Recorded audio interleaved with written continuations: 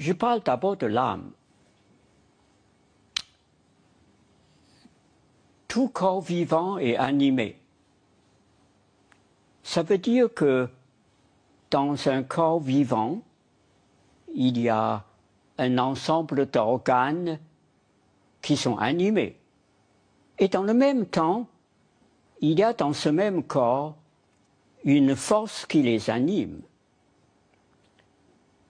Les anciens désignaient cela par le couple anima animum, animus, anima animus.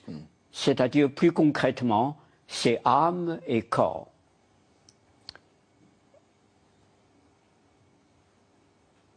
Qu'est-ce qui donne à l'âme cette force d'animer? Et là, toutes les cultures donnent la même réponse. Parce que l'âme est reliée au souffle de vie, c'est-à-dire souffle vital.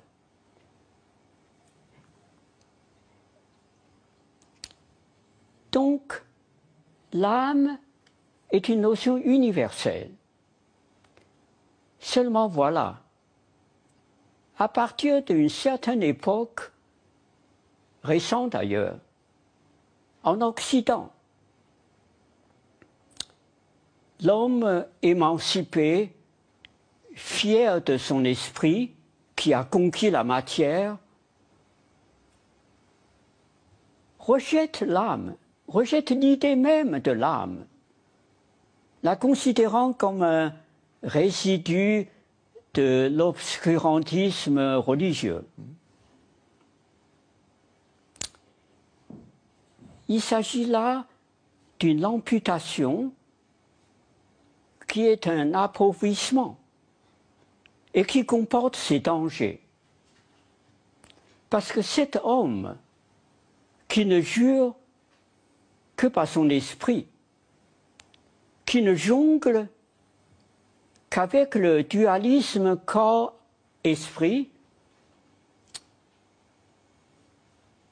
il ne sait pas que ce dualisme corps-esprit finit souvent par la soumission de l'esprit à la tyrannie du corps. Tant il est vrai que les désirs qui habitent le corps sont impérieux et insatiables.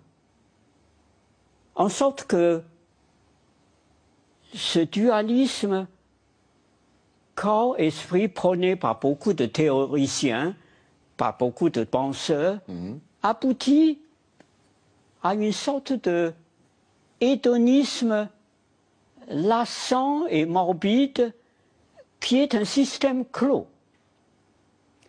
Alors que, je le répète, la constitution de notre être est ternaire et non pas duelle.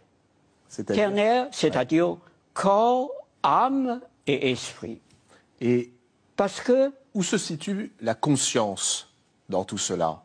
La conscience, bien sûr, appartient à l'esprit. Mais il y a une part inconsciente qui fait partie de conscience qui appartient à l'âme. À l'âme. Oui, tout à fait. Oui. Tout à fait. Je continue un tout petit peu. Très peu. Hein. L'esprit est basé sur le langage. L'esprit est basé sur le langage. Sinon, personne n'aurait pu développer son esprit. Donc, il a un caractère, justement, conscient et général, qui permet l'organisation rationnelle de la société et qui permet des recherches très poussées dans le domaine scientifique. Mais l'âme, c'est cette part la plus sensible, la plus intime, qui nous donne la capacité de ressentir, d'aimer, de tendre vers une forme de création artistique qui relève de l'âme, et puis surtout de se relier comme tout à l'heure j'ai dit, a une forme de se relier intuitivement à une forme de transcendance qu'il perçoit comme une patrie native, qui n'est pas un résultat d'un raisonnement. Ces deux aspects, esprit et l'âme, permettent chez l'homme un mouvement circulaire qui est ouvert, qui est toujours ouvert. L'âme n'a rien de mièvre ni de flou. En français, on dit force d'âme. C'est-à-dire, l'âme est souvent la source de héroïsme. Jeanne d'Arc, De Gaulle à un certain moment, et tout près de nous,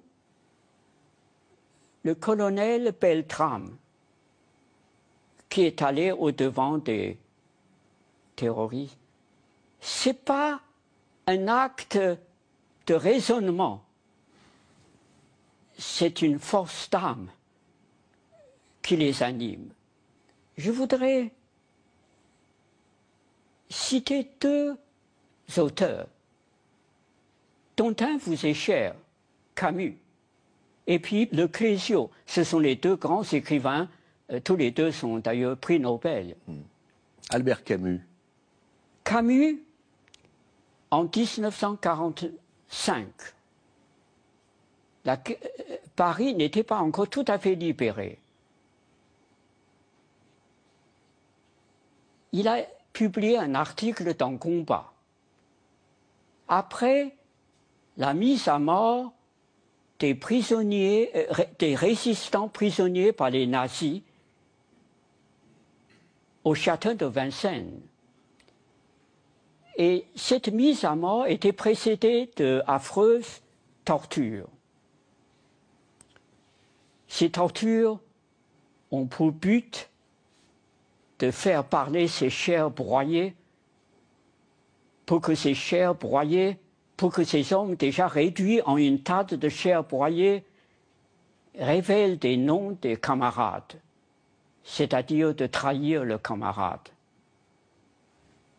Camus a dit, les nazis ont voulu non seulement tuer leur corps, leur esprit, mais leur âme, parce que l'âme, c'est la dignité foncière de tout être. La dignité. La dignité, la vraie dignité foncière, je parle de. Et puis le Clésio, très très rapidement, dans un texte, il a dit « Je sais-cré ».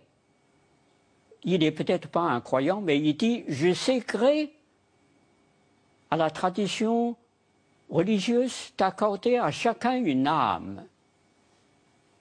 Donc, en chaque être, quel que soit, ça peut être un idiot, quel que soit son physique, son intelligence, sa culture, sa situation, ses mérites, il y a en lui, en chacun, cette ombre de respect, cet signe de reconnaissance